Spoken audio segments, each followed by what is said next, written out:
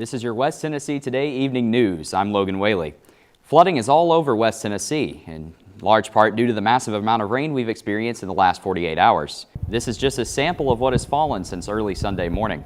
We're expecting another 1.5 inches overnight. The National Weather Service issued a flood warning for Madison County and other West Tennessee counties along the Fork Deer River. If you're driving, you're urged to maintain caution all over West Tennessee highways through Tuesday afternoon. Speaking of driving, once you hit the interstates in Tennessee, it's a good idea to stay in the right lane or risk a ticket. The slowpoke law that was passed 3 years ago is meant to keep slow drivers out of the left lane. But it only applies on interstates and other divided highways that widen to 3 lanes. Now some lawmakers want to expand it to cover all divided highways with passing lanes.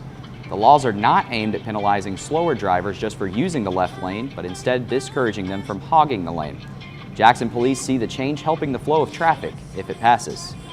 In education, School Superintendent Eric Jones is developing a 5-year strategic plan for Jackson-Madison County schools. That is different from the 10-year capital plan which the school board adopted. Tonight, Jones told board members it's crucial to develop a plan to implement programs to expand buildings and improve workforce development. Jones's plan has several key components. We'll have complete details tomorrow on West Tennessee Today.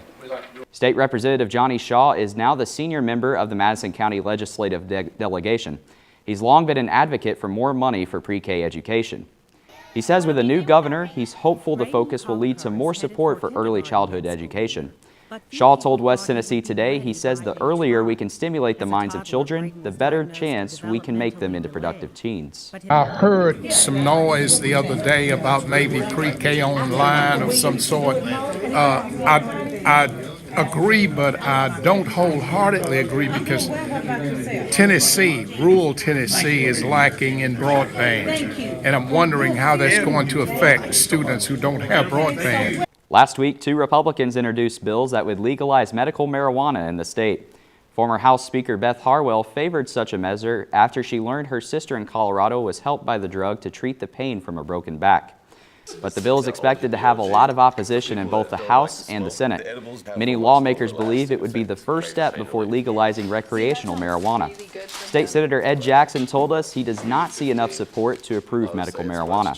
I don't think it has a chance to pass. Medical marijuana, it still has a lot of issues.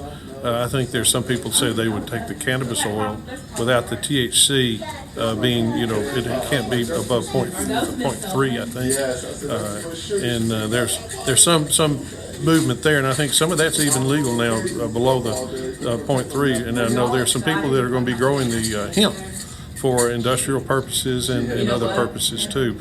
Representative Chris Todd is the rookie on Capitol Hill in Nashville. He's taken the seat Jimmy Eldridge gave up in order to run for mayor. Todd says he's had to have a quick learning curve to get up to snuff on how the General Assembly works. He's learned that many lawmakers will file bills they have no intention of taking to the floor of the House just to serve as placeholders. Aspects of each of our lives that state government touches, and I've been learning more and more about those as I've had people in my office.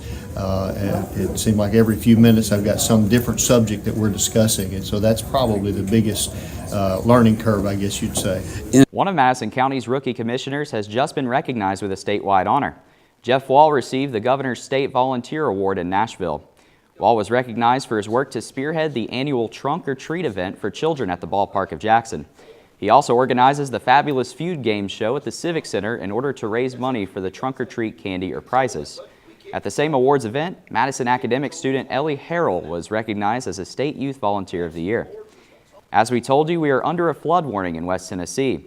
We don't see any relief coming until tomorrow afternoon. Then we'll see more showers move in Thursday. Tonight we have a 100% chance of rain. We're expecting as much as another 1.5 inches. Tomorrow showers continue through the afternoon with strong southwest winds gusting as high as 30 miles an hour. We'll have a high of 59 and a low of 31.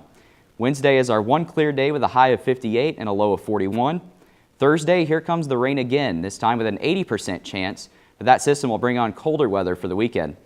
That's your West Tennessee Today evening news. I'm Logan Whaley. And remember, when news breaks out, we break in right here at West Tennessee Today.